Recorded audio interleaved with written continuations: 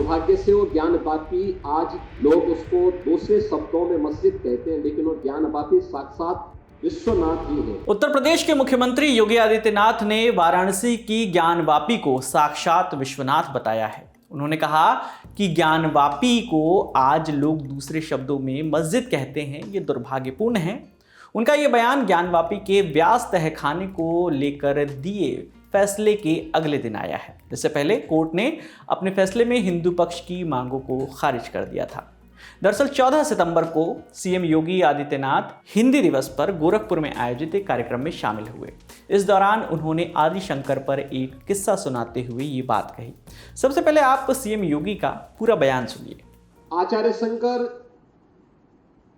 जब अपने अद्वैत ज्ञान से परिपूर्ण होकर के आगे की साधना के लिए वे काशी में आए, तो काशी में साक्षात भगवान विश्वनाथ ने उनकी परीक्षा लेनी चाहिए।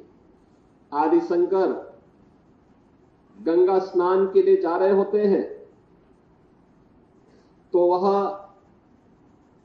सबसे अछूत कही जाने वाली एक सामान्य व्यक्ति के रूप में वह उनके मार्ग के सामने खड़े हो जाते हैं।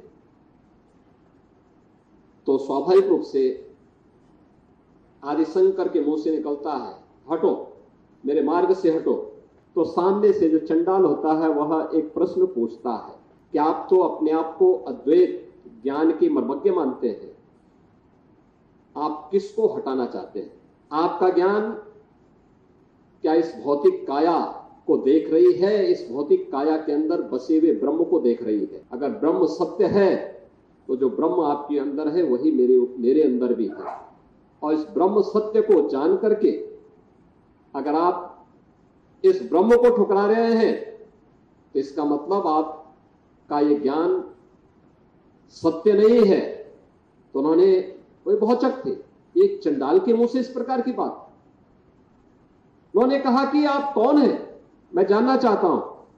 उन्होंने कहा कि जिस ज्ञान व्यापी की साधना के लिए, दुर्भाग्य से वो ज्ञानवापी, आज लोग उसको दूसरे शब्दों में मस्जिद कहते हैं, लेकिन वो ज्ञानवापी साक्षात विश्वनाथ ही है।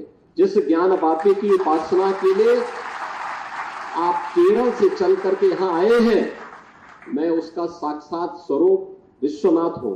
हालांकि ये पहली बार नहीं है जब सीएम योगी आदित्यनाथ ने ज्ञानवापी पर ऐसा बयान दिया है। पिछले साल भी जुलाई के महीने में ANI के पॉडकास्ट के दौरान सीएम योगी आदित्यनाथ ने कहा था कि अगर ज्ञानवापी को मस्जिद कहेंगे तो विवाद तो होगा ही।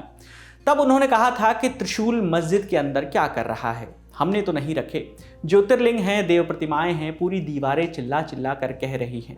मुझे लगता है कि मुस्लिम समाज की ओर से ये प्रस्ताव आना चाहिए कि ऐतिहासिक गलती हुई है। उपलब्ध साक्ष्य जो इस बात को प्रमाणित करते हैं, मुझे लगता है कि भगवान ने जिसको दृष्टि दी है वो देखे ना। त्रिशूल मस्जिद के अंदर क्या कर रहा है?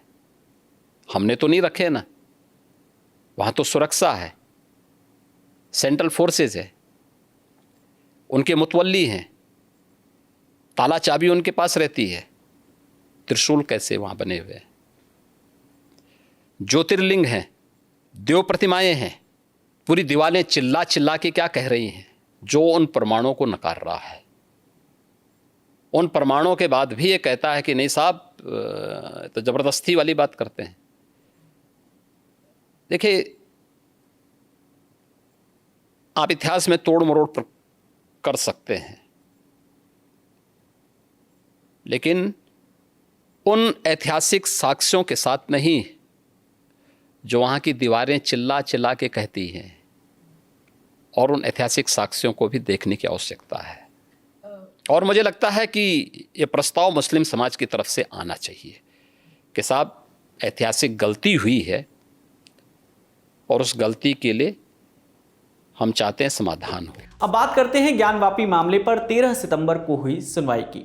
सिविल जज सीनियर डिवीजन की कोर्ट में हितेश अग्रवाल की बेंच ने मामले की सुनवाई करते हुए हिंदू पक्ष की याचिका को खारिज कर दिया। दरअसल इस याचिका में ज्ञानवापी के व्यास तहखाने की छत पर नमाजियों की एंट्री पर रोक लगाने की मांग की गई थी, लेकिन कोर्ट ने इस याचिका को खारिज कर दिया।